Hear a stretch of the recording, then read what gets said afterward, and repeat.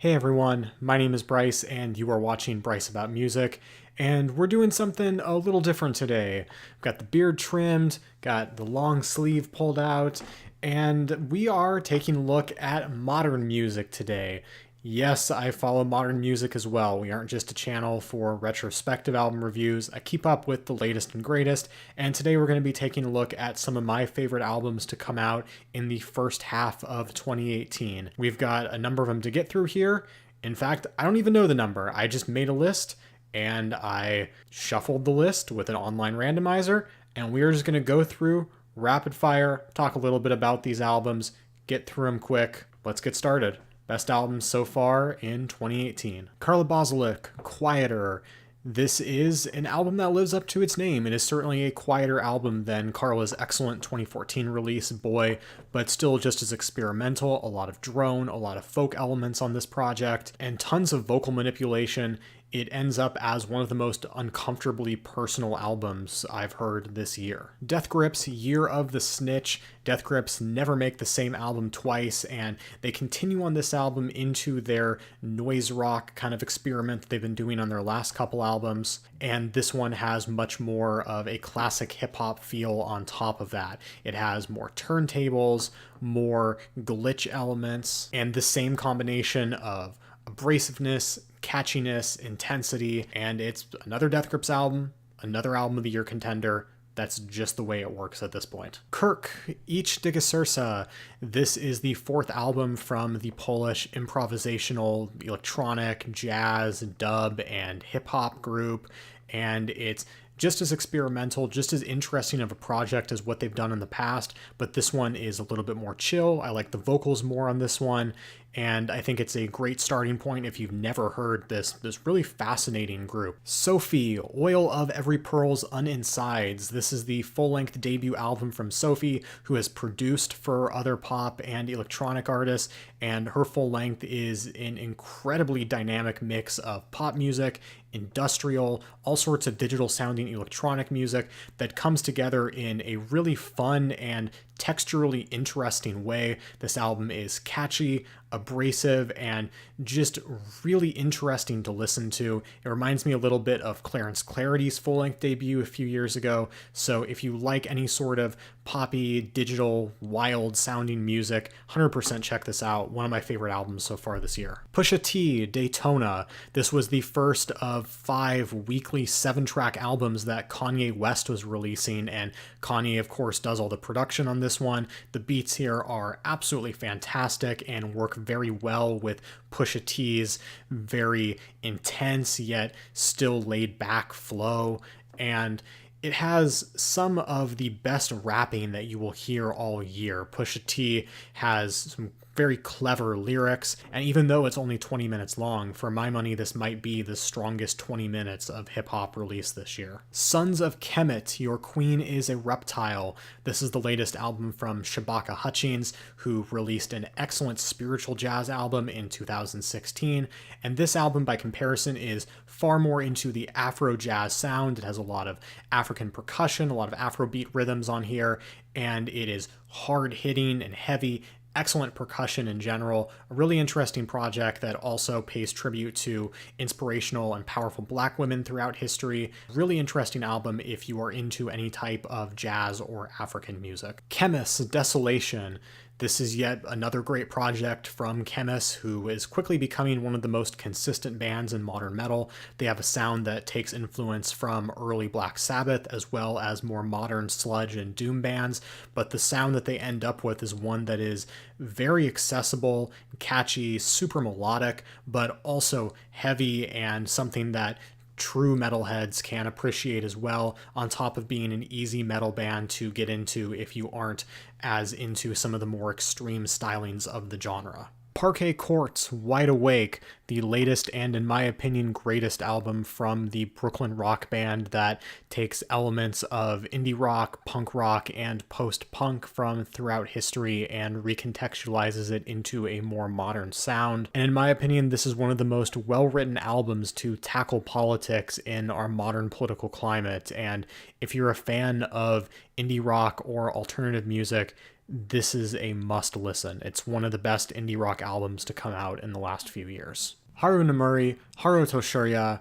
This is a wild Japanese noise pop album that covers everything from J-pop to hardcore punk to hip-hop to all sorts of digital sounding electronics, and it is completely all over the place, frantic sounding, yet oddly approachable, especially with how much of the J-pop is front and center in the mix. Haru provides an impressive vocal performance by being able to cover all of the different ground that is on this album, and it's just a really fun record to listen to that is constantly surprising you with what's coming next. Against All Logic, 2012 through 2017, this is a B-sides collection from Chilean-American producer Nicholas Jar, who typically makes more experimental and more ambient music, but this is a collection of house tunes that he created, and even though it's a B-sides collection, this honestly is one of my favorite albums of the year because it is so playful and so different from everything else that Jar has done, and I do love both of his studio albums and even some of the side project that he's done,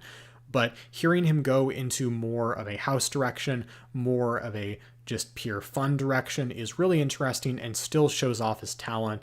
This is one of my favorite electronic releases of the year, and again, just an absolute blast to listen to. Brett Naucke, The Mansion. This is a spooky electroacoustic album that sounds like it's taking you down a tour of a haunted mansion, and it absolutely nails that aesthetic. It is chilling to listen to, and honestly one of my favorite experimental albums so far this year. Tropical Fuckstorm, A Laughing Death in Meat Space. This is the side project of Gareth Lydiard and Fiona Kitchen from Australian rock band The Drones, and unlike The Drones, this is a much more psychedelic project than anything the duo has done before. It certainly has some of the noise rock elements, but it's a lot more fun, and it is just a heavy, bluesy noise rock album that is just dripping in psychedelia. Needless to say, it's awesome. Anna von Hausswolff, Dead Magic. Anna's music has been getting increasingly darker on recent projects, and this album goes full into darkwave and drone territory. It's epic sounding and has this funeral vibe to it with a pipe organ that is used as one of the main instruments. And on top of that, Anna's vocals are just astounding. This is easily my favorite vocal performance of the year so far, and it culminates in one of the most interesting dark albums to come out in recent years and one of my favorite albums to be released overall in 2018. Hop Along, Bark Your Head Off, Dog. This is a creative indie rock and folk album with fantastic vocals from Francis Quinlan, as well as some unusual vocal harmonies and layering. And it's also just a really catchy album to listen to, but also has depth in its writing and atmosphere, and quite possibly my favorite indie rock record to come out this year just in terms of pure listening pleasure. JPEGMAFIA, Veteran. This is an industrial hip-hop album that sounds nothing like Death Grips and Clipping, which it's always welcome to have something new and creative in that genre. And what Peggy is creative here is aggressive, political, constantly experimental, and underneath it all, he's actually a pretty fantastic rapper to boot. Parquet, Communion. This is the debut album from Parquet, a South Korean multi-instrumentalist who has a style of post-minimalism that I guess you could say is similar to Colin Stetson in certain ways, but it has these very ambient-esque moments that are very light, that builds to moments of chaotic jazz. And in doing so, she uses spacing really well, and just the number of Korean instruments that she uses that you don't typically hear in this kind of music adds a very different texture to this sound, and the title track, Communion, might be my song of the year so far. Zeal and Ardor, Stranger Fruits. Zeal and Ardor is a band that mixes black metal and spirituals music, and their first project felt more like a proof of concept or a collection of demo songs than anything else, and this album feels a lot more expansive, a lot more drawn out, and in the process, Zeal and Ardor have gone from feeling like an intriguing experiment, even though I did like them as an intriguing experiment, to an actual band. There's elements of different types of rock and metal and different instruments being used, and it's not just the pure mixture of black metal and blues and that type of thing anymore. So this is an interesting project and actually pretty accessible. Don't be turned off by it's just black metal. It's a lot more than that. In fact, I'd imagine a lot of black metal fans probably hate this. Sleep, The Sciences. This was the surprise release and the first album in 15 years from the legendary stoner metal band, appropriately released on 420. And this album still has all the marijuana references that you would want from the band that made Dope Smoker 15 years ago. But this album is a little bit more approachable, and honestly a great starting point if you want to get into slow and heavy music. It has a type of bass that just shakes your whole body when you listen to it, as parts of it will continue to rattle around as new riffs are being played. It's a really cool album, really interesting album, and absolutely one of the strongest and heaviest metal albums that I've heard this year. Royce da 5'9", Book of Ryan. And I've always been a fan of Royce da 5'9". He's obviously a talented rapper. I like a lot of the projects that he's been on. I like a lot of the work that he's done, but I've never really thought of him as an album-oriented artist, and this is easily my favorite full-length album that he's done. It is far more personal than any other Royce album that I've heard, and it sees him diving into parts of his past and telling stories of his life that I had no idea that Royce had experienced. It makes me get to know Royce a lot more as a person, and a lot more than I ever thought I wanted to, and that's a huge accomplishment. And of course, the rapping is great. I mean, it's a Royce project. You know you're going to get flow, you know you're going to get lyricism, but you also get that touch of a human being on the other side that hasn't always been there, and that's what makes this one of my favorite hip-hop releases of the year so far. Elza Soares, Mulher, I believe it translates to God is a Woman, and Elza Soares is 81 years old, and she is making experimental punk music. Her last album in 2015 was one of my favorites of the year. It was this wild mixture of punk and electronic and hip-hop and all of these different experimental styles. And this album, while maybe not as varied as that one, is still experimental, still has this punk edge to it. Elza still has a very deep and unique voice, and she's 81 years old, and she's making music like this. I don't understand it. Zolta Yeshin, I'm Not Myself and You. I'm not even going to try to pronounce the actual Polish on this one. But this is the follow-up to a noise rock and shoegaze album from Zolta Yeshin that I liked quite a bit. And this album has less shoegaze elements on it, but instead dials into more dark, eerie, and spacious sounds. And it's just a really intriguing and really different noise rock album that is very, very lo-fi, but uses its silence well to build up its atmosphere. DJ Healer, Nothing to Lose.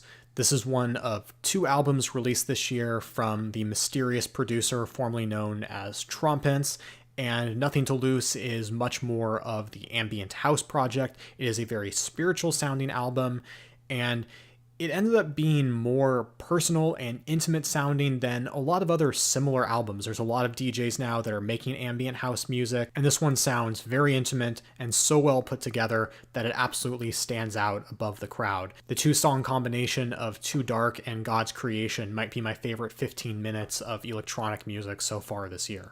9 Inch Nails, Bad Witch. This is the 3rd in a recent trilogy of short projects that 9 Inch Nails have been releasing, although this is the first of those to be considered an album. And this is easily my favorite of those 3, and also my favorite thing that 9 Inch Nails has done in nearly 20 years. It's a return to the more industrial and heavy grit that 9 Inch Nails used to have, while also evolving their sound past what they were doing. It's not just a simple 90s retro album. This has a more ambient feel to it, it's slower in spots, and also has a saxophone that's used throughout the album. It's really different, but again, also brings back some of the industrial heaviness that's been missing from 9 Inch Nails. It's not just a radio rock album. It feels like old 9 Inch Nails, but brought into the year 2018, and that's really awesome. And those are some of my favorite albums of 2018's first half. If there's any albums that you said, Bryce, why is that on the list? That album sucks. Let me know in the comments. If there are any albums that you said, Bryce, this should be on the list and it's not, let me know in the comments. there's any albums you agree with, let me know as well. We'll have links to all of these albums in the comments below so you can check them out, and you can follow me on Twitter at twitter.com/BryceAboutMusic. So thanks so much for tuning in. We'll have new videos coming soon, new retrospectives coming up, as well as some different type of content as well. So thanks again. I'm out.